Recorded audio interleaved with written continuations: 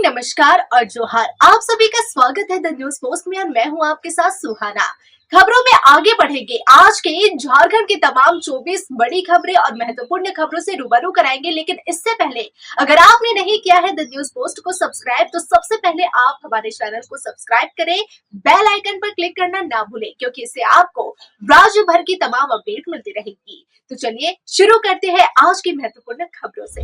झारखंड के मौसम में लगातार उतार चढ़ाव का दौर जारी है। पिछले 24 घंटे में झारखंड के न्यूनतम तापमान में 3 डिग्री की गिरावट आई है, लेकिन अधिकतम तापमान में कोई बदलाव नहीं आया। वहीं अगले 3 दिनों के मौसम की अगर बात करें तो न्यूनतम तापमान 4 डिग्री सेल्सियस बढ़ने की संभावना है। अधिकतम तापमान में भी 2 डिग्री की बढ़ोतरी दर्ज की जा सकती है। झारखंड कैडर के नॉन स्टेट सिविल सेवा के 6 अफसरों को IAS यानी भारतीय प्रशासनिक सेवा में प्रमोशन दिया गया है। संबंधित अधिसूचना केंद्रीय कार्मिक मंत्रालय भारत सरकार की ओर से जारी कर दी गई है। महाकुंभ में श्रद्धालुओं का जनसैलाब उमड़ पड़ा। लाखों करोड़ों श्रद्धालु महाकुंभ पहुंचे हुए हैं। इस वक्त प्रयागराज का नजारा कुछ और ही दिखाई दे रहा है। हर ओर श्रद्धालु भगवान शिव व भगवान राम की भक्ति में डूबे हुए नजर आ रहे हैं। हर ओर हर हर महादेव व जय श्री राम का जयकारा गूंज रहा है। आखिरी अमृत स्नान के साथ साथ बसंत पंचमी भी होने के कारण आज का महाकुंभ स्नान खास है।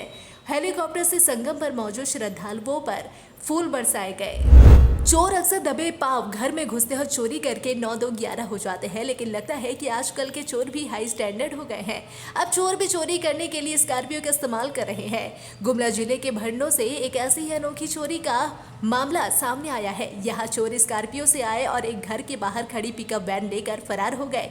पिकअप वैन में किराना का सामान लोड था। घटना भरनों के ब्लॉक चौक स्थित संजय साहू के घर में रविवार 2 फरवरी की रात करीब 2 बजे घटित हुई। बताया जा रहा है कि उक्त पिकअप में करीब 2.5 लाख रुपए का किराना का सामान लदा हुआ था। यहाँ तक कि पिकअप वैन वाहन संजीत साहू की ही नहीं बल्कि नावाटोली निवासी कृष्णा किशोरी की है। घटना को लेकर पुलिस की ओर से बताया गया है कि संजीत साहू ने एक पिकअप वैन को भाड़े पर लिया और उसे लेकर रांची के पंडरा आए और किराने का सामान लेकर रात को वापस घर पहुंचे, जिसके बाद संजीत ने घर के बाहर ही गाड़ी खड़ी कर दी। मुख्यमंत्री हेमंत सोरेन ने साहिबगंज जिले को बड़ी सौगात दी है। आपको बता दें कि राजमहल में आउटडोर स्टेडियम का उद्घाटन होने से युवा खेल के माध्यम से भविष्य को आगे बढ़ा सकते हैं। वहीं राजमहल में नवनिर्मित आउटडोर स्टेडियम का उद्घाटन करने भारत के प्रसिद्ध फुटबॉलर व भारत के पूर्व कप्तान बाईचुंग भूटिया व मुख्यमंत्री हेमंत सोरेन के बरहेट विधायक प्रतिनिधि पंकज मिश्रा ने संयुक्त रूप से उद्घाटन कर साहिबगंज वासियों को बड़ी सौगात दी। धनबाद नगर निगम मेयर पद के लिए 2024 के जनवरी महीने में जारी नोटिफिकेशन को राज्य सरकार बदलेगी या फिर अनुसूचित जाति के लिए ही यह सीट आरक्षित रहेगी? क्या कराए गए सर्वेक्षण के नतीजे के अनुसार धनबाद मेयर का सीट राज्य सरकार ओबीसी के लिए आरक्षित करेगी या फिर अनुसूचित जाति के लिए रहने देगी?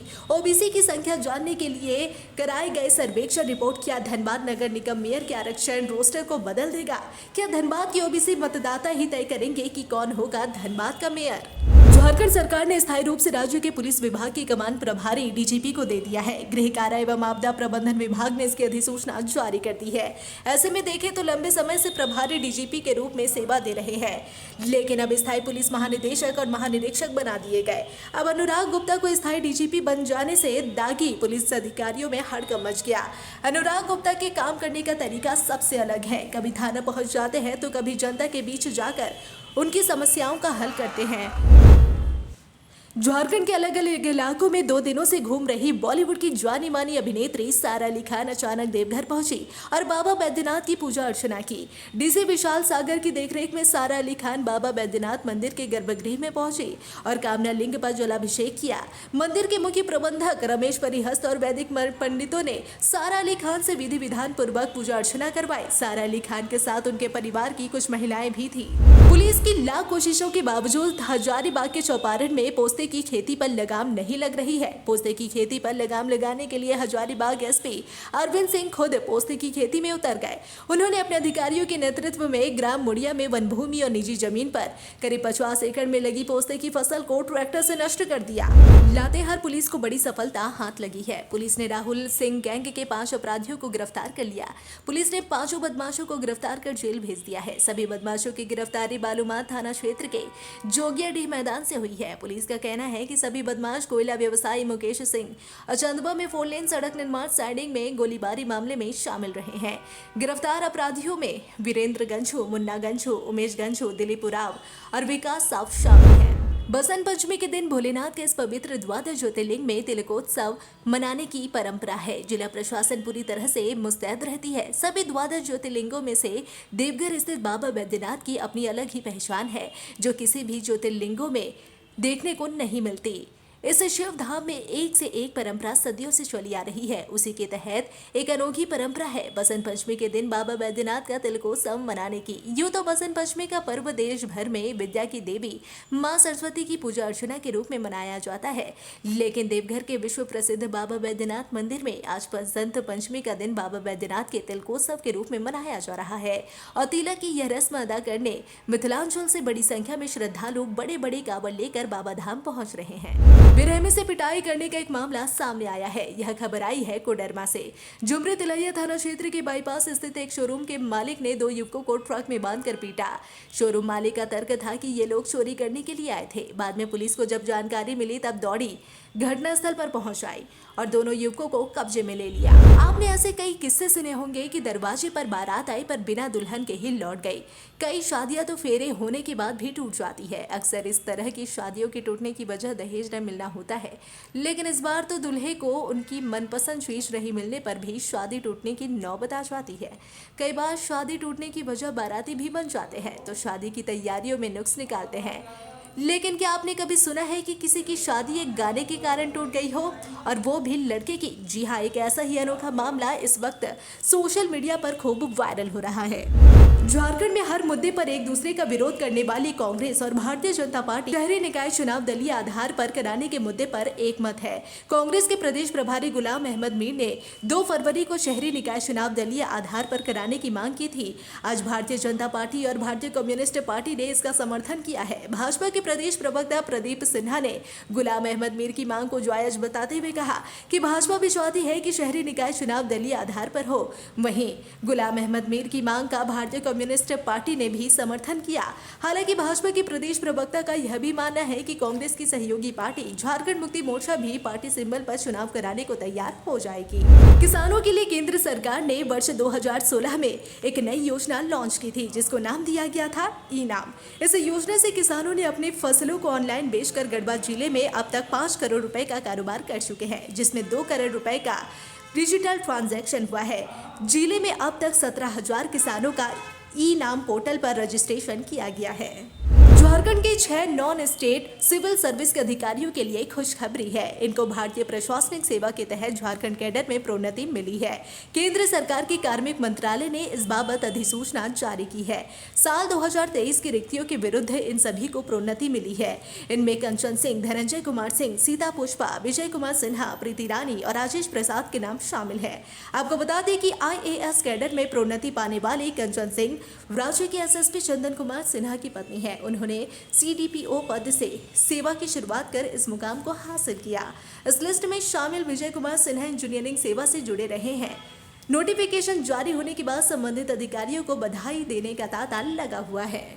लातेहार पुलिस को एक बड़ी सफलता हाथ लगी है। पुलिस ने संघर्ष जन मुक्ति मोर्चा यानी SJMM उग्रवादी संगठन के कुख्यात सुप्रीमो राजेश सिंह खरवार को गिरफ्तार कर लिया।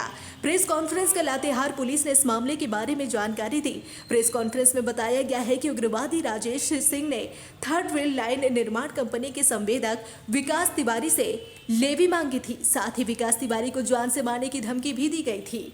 आरोपी ने 27 जनवरी को व्हाट्सएप वीडियो कॉल कर विकास तिवारी को हथियार दिखाकर लेवी की मांग की थी। रंगदारी और गोलीबारी समेत कई मामलों में आरोपी वांटेड लिस्ट में था।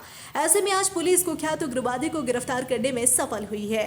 आरोपी के पास से एक रिवॉल्वर और गोली भी बरामद की गई है। हजारीबाग के करजन ग्राउंड में आयोजित सामूहिक विवाह उत्सव में एक साथ कई रंग देखने को मिले। इस दौरान एक ऐसा जोड़ा भी परिणय सूत्र में बंधा जिनका जीवन बैसाखी के सहारे चल रहा है।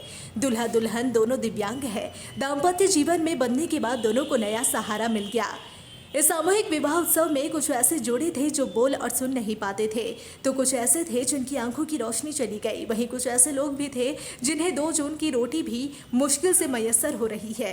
मगर सभी की शादी शाही अंदाज में और विदाई धूमधाम से हुई। चमचमाती सजी धजी कार में बैंड बाजा बारात के साथ रंग बिरंगी आतिशबाजियों के बीच जश्न भरे माहौल में दुल्हा दुल्हन एक दूसरे के हुए। गढ़वा जिले में हाथियों का आतंक थमने का नाम ही नहीं ले रहा है। आए दिन हाथी यहाँ उत्पात मचा रहे हैं। इसी बीच एक जंगली हाथी ने एक 65 वर्षीय वृद्ध को कुचलकर मार डाला।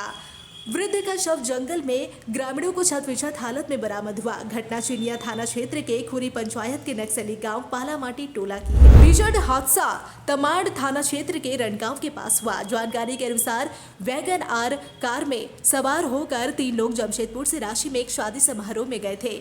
सोमवार की सुबह तीनों कार से जमशेदपुर वापस लौट रहे थे, तभी रणगांव के पास खड़ी एक ट्रेलर में कार ने पीछे से टक्कर मार दी। रांची के सदर थाना पुलिस ने बड़ी कार्रवाई करते हुए प्रतिबंधित दवाई के साथ एक व्यक्ति को गिरफ्तार कर लिया। गिरफ्तार शैलेश कुमार प्रतिबंधित दवाई का कारोबार करता था।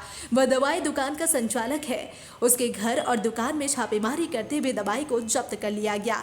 इस प्रतिबंधित दवाई का इस्तेमाल युवा नशे के लिए करते हैं। दिल्ली विधानसभा चुनाव को लेकर सभी पार्टियों ने अपनी कमर कस ली है। इस बार विधानसभा चुनाव में भाजपा और आम आदमी पार्टी के बीच कड़ा मुकाबला देखने को मिल सकता है। दोनों ही पार्टियों ने अपनी पूरी ताकत झोंक दी है। आम आदमी पार्टी पिछले 10 साल से दिल्ली में सत्तारूढ़ है। चुनाव 5 फरवरी को होने वाले हैं, लेकिन चुनाव से ठीक 4 दिन पहले यानी शनिवार 1 फरवरी 2025 को आम आदमी पार्टी के कई विधायकों ने इस्तीफा देकर पार्टी का साथ छोड़कर भाजपा का दामन थाम लिया। इन सभी विधायकों ने दिल्ली भाजपा अध्यक्ष वीरेंद्र सचदेवा और बैजयंत जय पांडा की मौजूदगी में पार्टी का दामन थामा। ऐसे में दिल्ली की सियासी बाजार आग की तरह गर्म हो चुकी है। भाजपा प्रदेश चुनाव अधिकारी सांसद डॉक्टर प्रदीप वर्मा ने आज संगठन पर्व के कार्यों को जिले में संपन्न कराने के लिए जिला चुनाव अधिकारी एवं सह चुनाव अधिकारी की घोषणा की है। डॉक्टर वर्मा के हस्ताक्षर से जारी लिस्ट में पार्टी के सभी 27 संगठन जिलों के लिए एक चुनाव अधिकारी यानी DRO और 2 जिला सह चुनाव अधिकारी CO DRO की घोषणा की गई है। फिलहाल इस बुलेटिन में बस इतना ही। ऐसे ही तमाम खबरों के लिए बने रहे द न्यूज़ पोस्ट के साथ।